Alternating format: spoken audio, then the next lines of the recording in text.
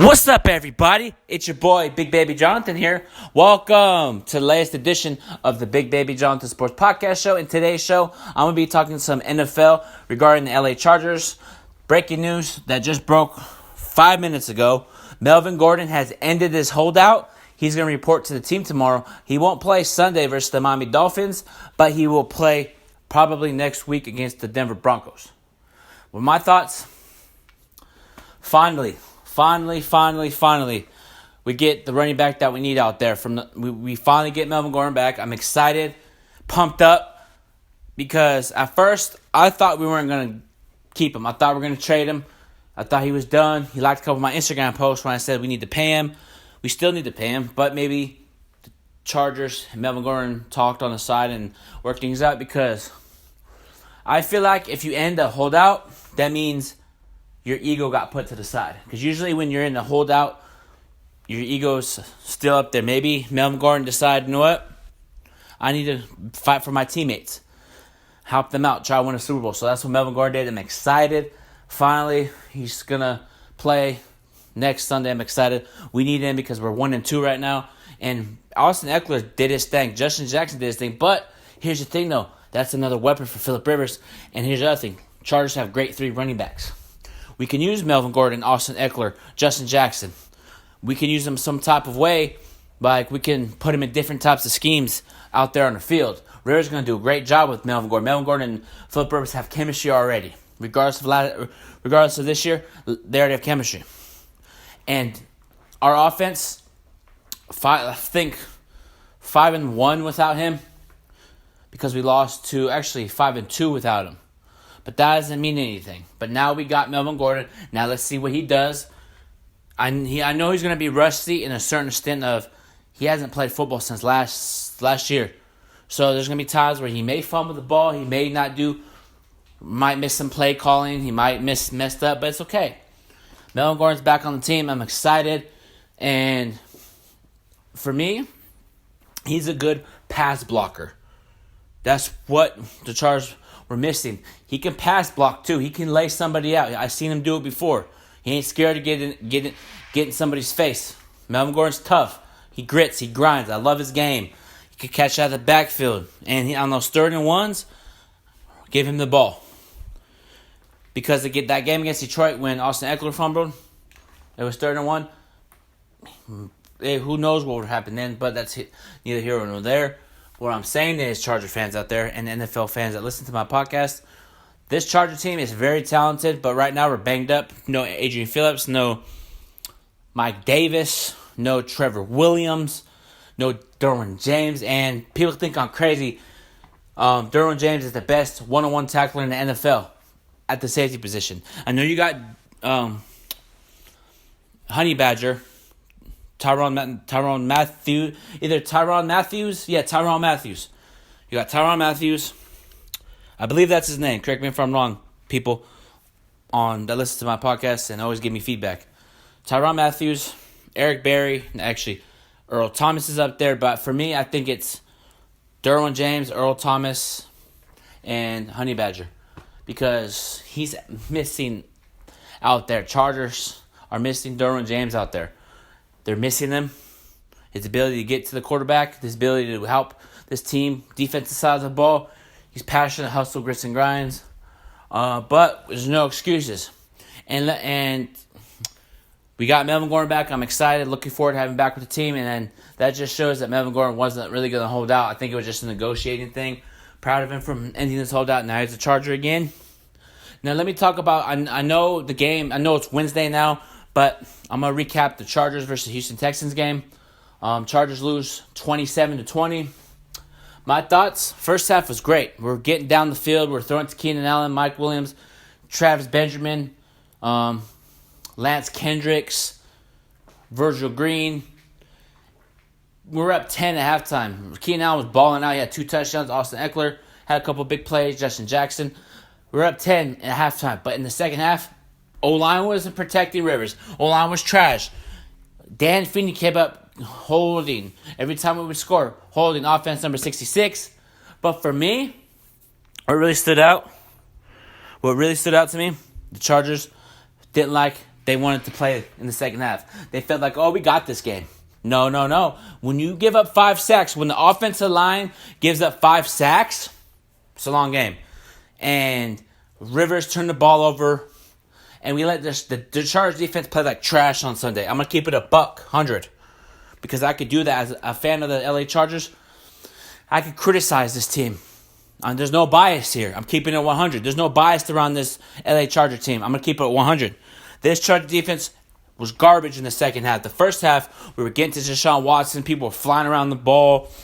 Melvin Ingram, Joey Bosa were flying around the ball. And Casey Hayward was getting off. Second half, Chargers defense was ass.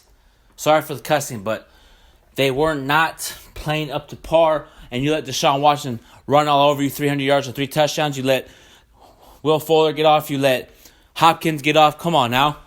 You can't play like that. You can't have 2 halves. You got to play for first, second, third, fourth. Play hustle, grit, grind, passion. Because I'm going to tell you this. That game was not a surprise in the sense of us losing because we normally do that. Play really good in the first half, struggle. Like a lot of our receivers were dropping the ball. The only person that didn't drop a ball was Keenan Allen. Keenan caught all the passes that Rivers were throwing to him. But we were down 7 with a minute to go. 1st and 10. Rivers throws the ball to Travis Benjamin. Travis Benjamin catches it, but he drops it. If he would have caught it, he could have scored. And it was like a minute and 5 seconds left. But at the end of the day, we should not even be in position. If you're up 10, don't let them score coming out the half. You have to stop them, force a 3 and out, and go score. Don't play lackadaisical. Don't pull a Norv Turner and a Mike McCoy, because that's what the 2 coaches that are not there anymore. When you're up 10, run, punt. So, Anthony Lynn, you did that on Sunday. You ran the ball too many times, and you kept on a third and 1. You throw it, incomplete pass. What is wrong with you? Run the ball. Don't throw it on the 3rd run. Run the ball. I know you want to get a big play, but run the ball. And that's Ken Wisnant's fault too. Not just Anthony Lynn. It's the quarterback's coach's fault too. It's a team thing. Don't just throw it on the 3rd run. Run the ball. And too many missed tackling. I'm going to dive into the Dolphins and Charger game right now as well. I know they have Josh Rosen. He's a talented quarterback. Ryan Fitzpatrick. And to be honest, they have players that... They have Devontae Parker. He's a beast. But Chargers, do not go in there and play lazy. Because if you do, the Dolphins will get their first win on the Chargers. Because let me tell you why. For some odd reason, the Chargers can never beat Miami in Miami. It's always Miami's players getting off and having career highs and all this type of stuff. No. It's gonna be different. We're gonna beat the Dolphins 34-17. Rivers is gonna do his thing. Keenan Allen's gonna do his thing. This defense is gonna step up the par. We're gonna get the sacks. We're gonna improve on the offensive line. We're gonna do the normally necessary things to try to win this game. Because if you go 1-3. Chargers have to win this game. This is a must-win game. I know it's week 4, but you have to win this game because if we win this game, we got the Broncos and then I think the Raiders and Titans, I believe. For me, do not underestimate this team. Do not underestimate this team. I'm going to repeat this again. LA Chargers, if you're listening to this, Denzel Perryman, if you're listening to this, do not underestimate this Miami Dolphins team. Do not underestimate this team, man. Because when the Chargers lost to the Browns on a Saturday night, I knew it was going to happen. You know why? Because the Chargers normally do that. When you expect them to beat the team or you expect them to do something great, they do the opposite. So I wasn't surprised when the Chargers lost to the Browns when they got their first win on us. When they went 1-15 or 1-16, somewhere around there. And this Dolphins team, I would not be surprised if they beat us. You know why? Because Chargers, I'm not bashing the Chargers. This is what I see from my team. I have every right to say what I see about my team. So don't tell me I'm not a real Charger fan. A lot of people on Twitter be telling me that and I'll appreciate that because I keep it 100. It's a rhythm. The Chargers normally beat the teams that they play well against the Patriots, against the Chiefs, against the Eagles and Steelers at the time, but lose to the Raiders that were 2-14 one year, and lose to the Bills that are 2-14 one year. You can't do that. If you try and win a Super Bowl, try and make the playoffs, you go in there and knock out the Dolphins early. I'm sick and tired of losing to them in Miami. Like, everybody, like, you cannot underestimate any NFL team. I don't care if you have Jerry Rice on your team, Joe Montana, Ray Lewis, Deion Sanders, Barry Sanders. If you have an all-star team and you go and underestimate a team that's 0-5, 0-6, and they get life, if you give the Dolphins, what I'm saying is, regardless of what team you have, you cannot underestimate a team. Because at the end of the day, these are athletes. They're going to play at the highest level on the field. They're going to compete. And if you give them life, if you give them inch of confidence, they're going to find a way to win. Because at the end of the day, when teams that get confidence make the plays that they normally make, and when the Chargers play this Dolphins team can compete. They got guys that can fly around the ball.